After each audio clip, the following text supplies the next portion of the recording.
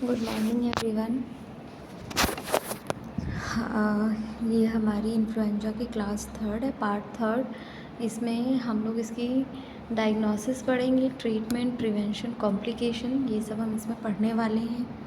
ठीक है, हमने अपनी पार्ट फर्स्ट में पढ़ा उसका इंट्रोडक्शन, डेफिनेशन, हिस्ट्री, ये सब हमने पढ़े। ठीक है, इसके बाद हमने पैथोजेनेसिस पढ़ा कि बैक्टीरिया कैसे एंटर करता है, कैसे फिर मल्टीप्लिकेशन करता है, कैसे स्प्रेड होता है इन्फेक्शन, ये सब हमने पढ़ा। आज वाली क्लास में हम इन्फ्लुएंजा डिजीज़ की डायग्नोसिस, ट्रीटमेंट, प्रिवेंशन और कॉम्प्लिकेशन के बारे में डिटेल में समझेंगे। ठीक है, तो पहले समझेंगे कि इन्फ्लुएंजा डायग्नोसिस कैसे करते हैं। ठीक है, इन्फ्लुएंजा को डायग्नोस कैसे किया जाता है, पेशेंट का ट्रीटमेंट कैसे किया जाता है, इस डिज़ीज़ को प्रिवेंट कैसे कर सकते हैं, और अगर डिज़ीज़ सीवियर हो जाए तो कौन कौन सी कॉम्प्लिकेशन डेवलप हो सकती है।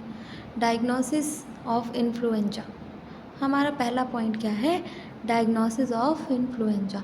इन्फ्लुएंजा का डायग्नोसिस मेनली 3 चीज़ों में बेस्ड है। ठीक है, 3 चीज़ों पे बेस्ड है इन्फ्लुएंजा का डायग्नोसिस।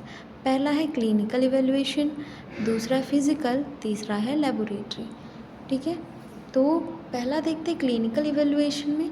सबसे पहले डॉक्टर पेशेंट का सिम्टम और हिस्ट्री को इवेलुएट करते हैं। सबसे पहले डॉक्टर क्या करते हैं, पेशेंट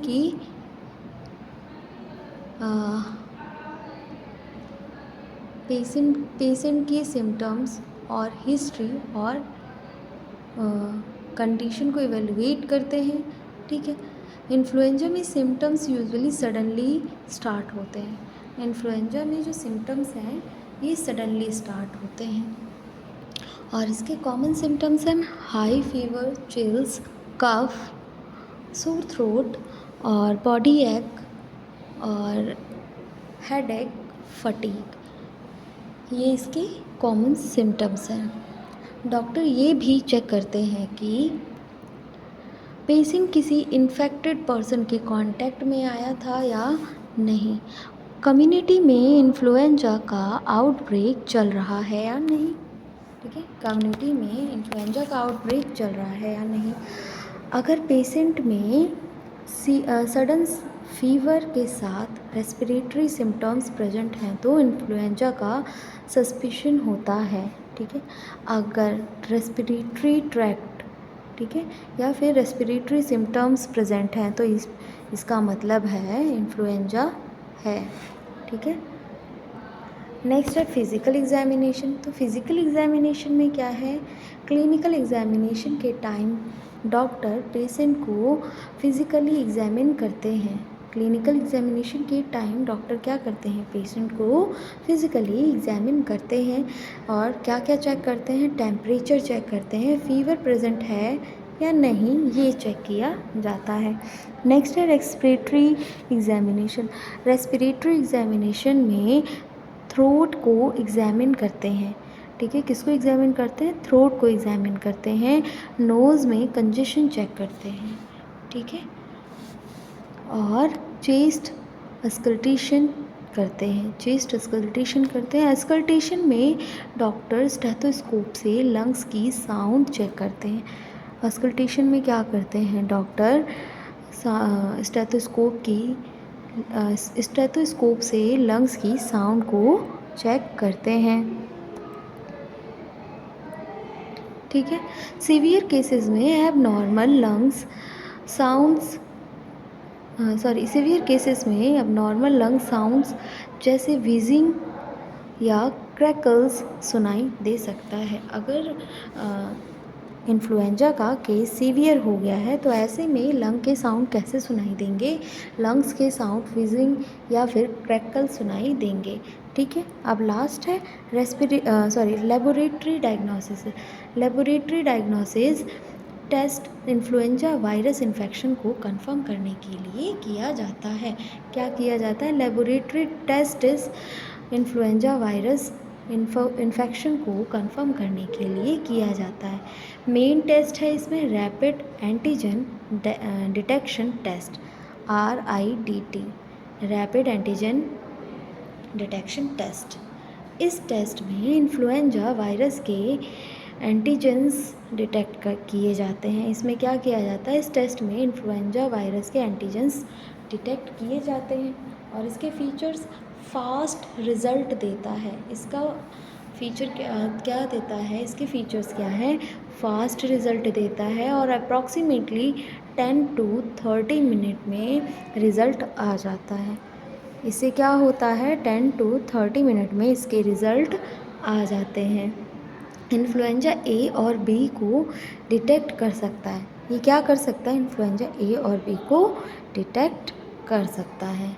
ठीक है, नेक्स्ट क्या है, लिमिटेशन। इसकी लिमिटेशन, कभी कभी सेंसिटिविटी कम होने के कारण फॉल्स नेगेटिव आ सकता है। ठीक है, कभी कभी क्या होता है कि सेंसिटिविटी कम होने के कारण फॉल्स नेगेटिव आ सकता है।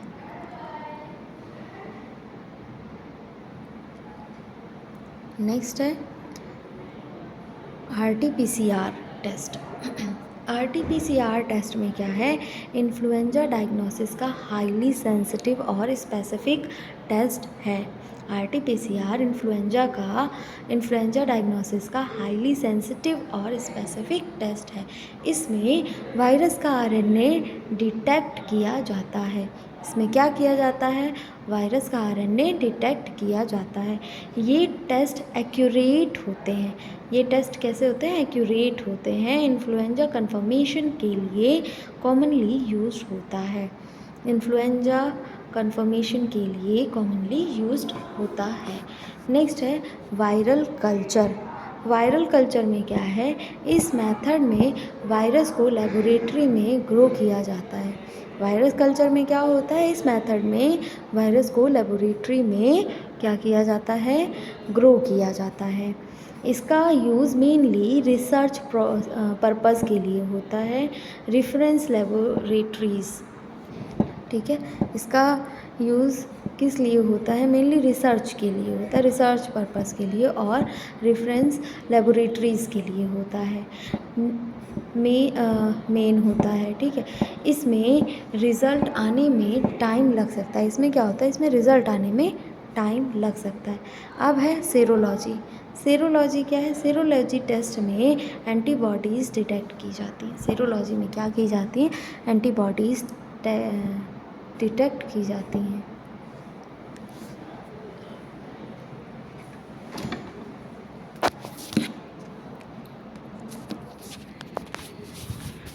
सेरोलॉजी में एंटीबॉडीज़ डिटेक्ट की जाती हैं। ये मेनली प्रीवियस इन्फेक्शन और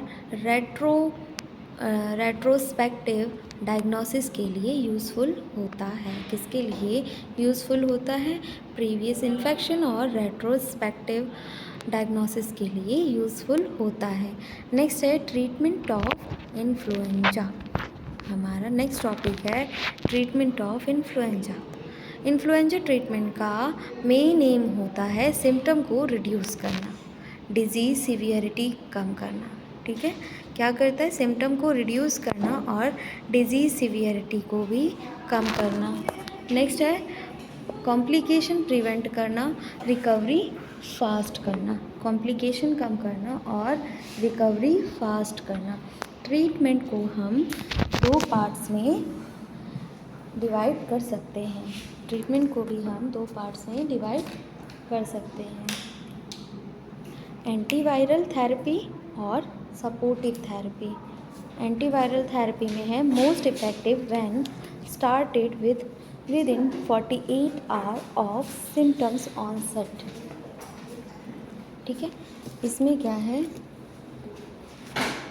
antiviral drug directly influenza virus के अगेंस्ट काम करती है।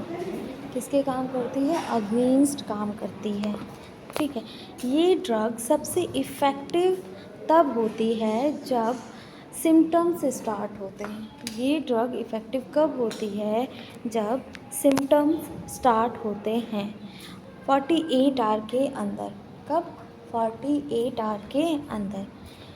दी जाए, ठीक है, 48 आवर के अंदर दी जाए, ये स्पेशली यूज़फुल होती हैं सीवियर इन्फ्लुएंजा केसेस में, हाई रिस्क पेशेंट में, हॉस्पिटलाइज्ड पेशेंट में, कॉमन एंटीवायरल ड्रग्स, ठीक है। ये देखिए ये किस किस में स्पेशलाइज्ड होती हैं, सीवियर इन्फ्लुएंजा केसेस में होती हैं, हाई रिस्क पेशेंट में होती हैं, हॉस्पिटलाइज्ड पेशेंट में होती हैं, ठीक है।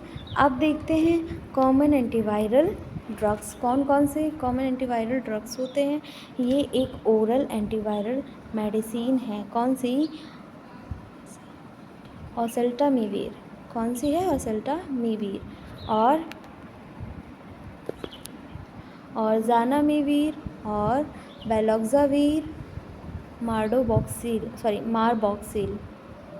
और पैरामिविर, ठीक है। ये में जिसमें वीर लगा हुआ है, ये एंटीवायरल ड्रग्स हैं, ठीक है।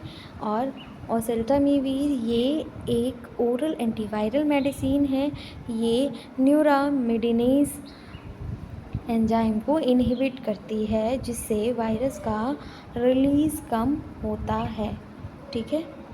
और जानामिविर ये इन्हेलेशन फॉर्म में दिया जाता है, जानामिविर कब दिया जाता है, इन्हेलेशन फॉर्म में दिया जाता है।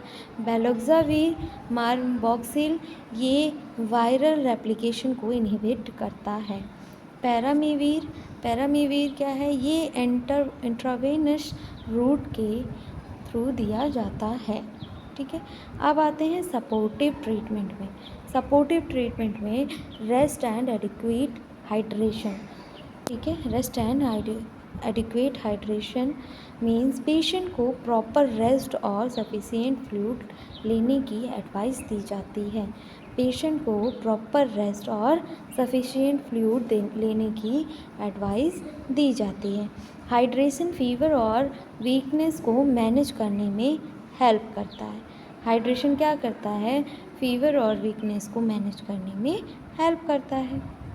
नेक्स्ट है एंटीपायरेटिक, फीवर और बॉडी पेन के लिए पैरासीटामॉल, आइबुप्रोफेन यूज़ किए जा सकते हैं, ठीक है।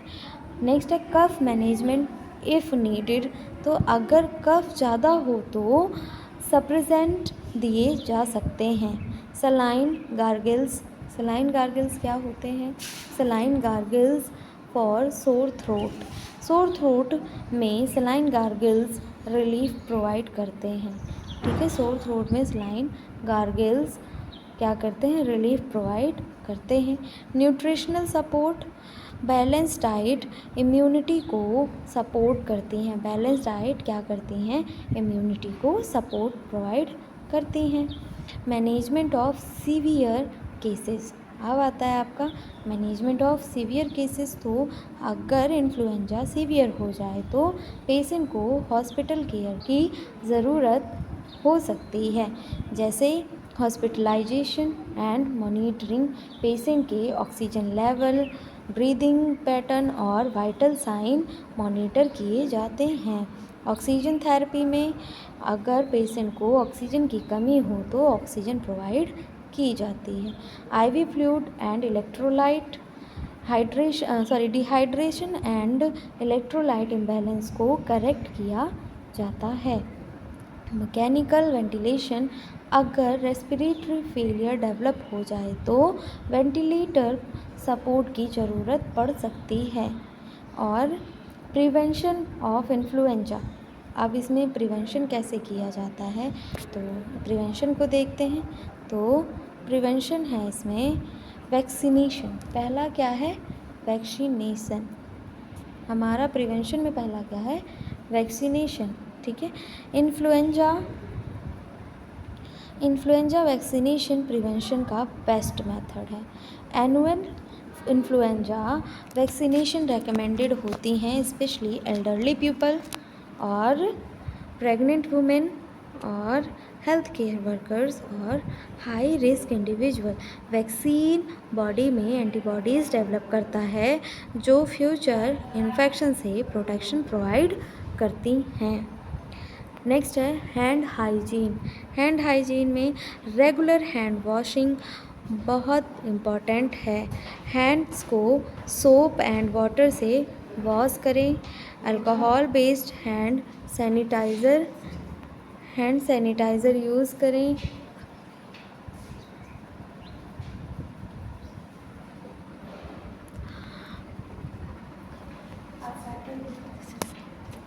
तो alcohol based hand sanitiser use करें। इससे कंटेमिनेटेड सरफेस से वायरस ट्रांसफ़र का चांस कम होता है।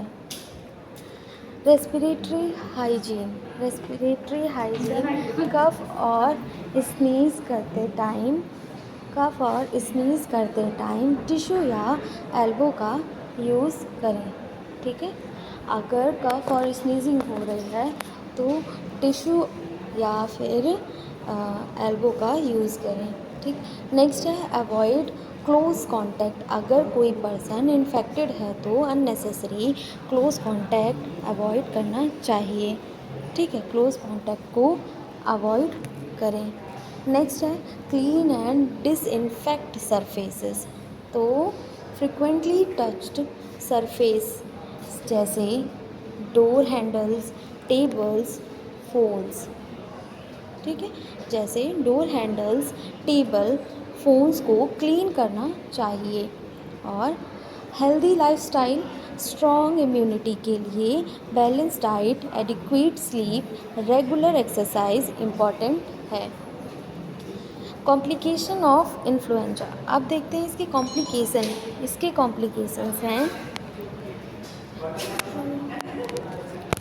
कॉम्प्लिकेशंस हैं। Influenza can lead to complication specially in high risk individual. Normally influenza कुछ दिन में रिकवर हो जाता है, लेकिन हाई रिस्क पेशेंट में कॉम्प्लिकेशन डेवलप हो सकती है। निमोनिया, इन्फ्लुएंजा वायरस लंग्स को इन्फेक्ट करके वायरल निमोनिया कॉज कर सकता है। कभी कभी सेकेंडरी बैक्टीरियल निमोनिया भी डेवलप हो सकता है। ब्रोंकाइटिस ब्रोंकियल ट्यूब में इन्फ्लामेशन होने से कफ, ब्रीदिंग डिफ़िकल्टी हो सकती है।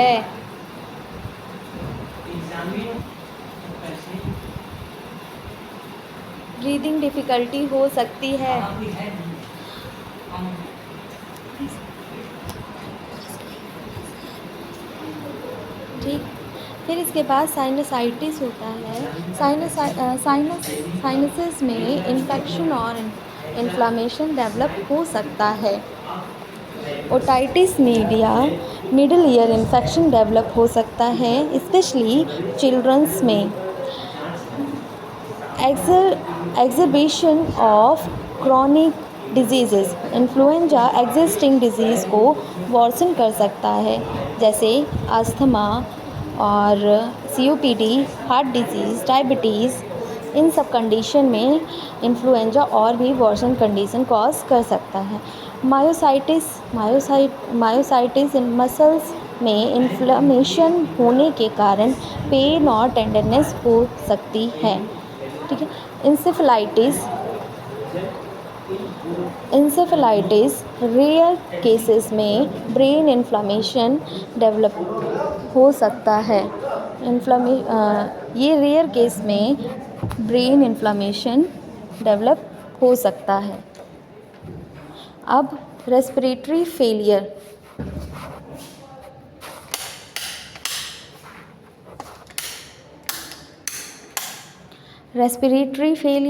सीवियर इन्फ्लुएंजा में लंग्स ऑक्सीजन एक्सचेंज प्रॉपरली नहीं कर पाते, जिससे रेस्पिरेटरी फेलियर हो सकता है। ठीक है, ये सब इसमें हो सकता है। नेक्स्ट है तो क्लास, आज हमने इसमें इन्फ्लुएंजा का डायग्नोसिस, ट्रीटमेंट, प्रिवेंशन, कॉम्प्लिकेशन को डिटेल में समझा। ठीक है, हमने क्या क्या समझा? हमने इसके डायग्नोसिस, ट्रीटमेंट, प्रिवेंशन, कॉम्प्लिकेशन को समझा डिटेल में। तो ये आज हमने पढ़ा इसमें।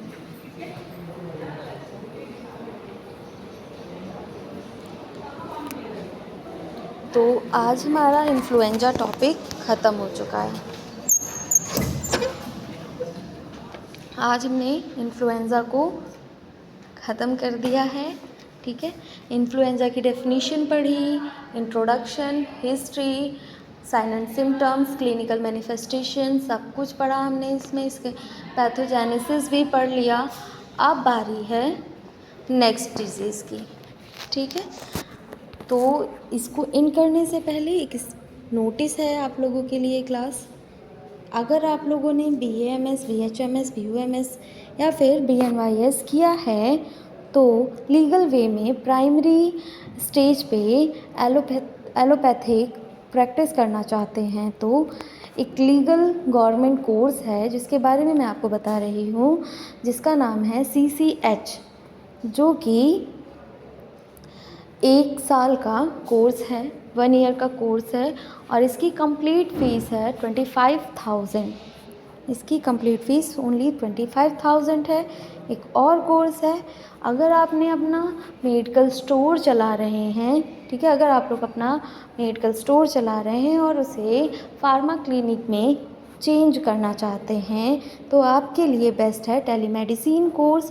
इसमें आपको बताया जाएगा कैसे आप अपना मेडिकल स्टोर को कॉरपोरेट मेडिकल स्टोर में बेहतर कर सकते हैं और एक हेल्थ केयर का इकोसिस्टम डेवलपमेंट कर सकते हैं। इसमें आप डॉक्टर से ऑडियो वीडियो कॉल पे कनेक्ट हो सकते हैं। कंप्लीट फ़ीस इसकी 25,000 है। और अगर आप लोग इंटरेस्टेड हैं तो हमारे वीडियो पे दिए गए नंबर पे आप लोग कॉल करके कांटेक्ट कर सकते हैं अगर आपको कोई भी क्वेरी है तो। फ़िलहाल आज क्लास हम यहीं पर रखते हैं। Thank you class.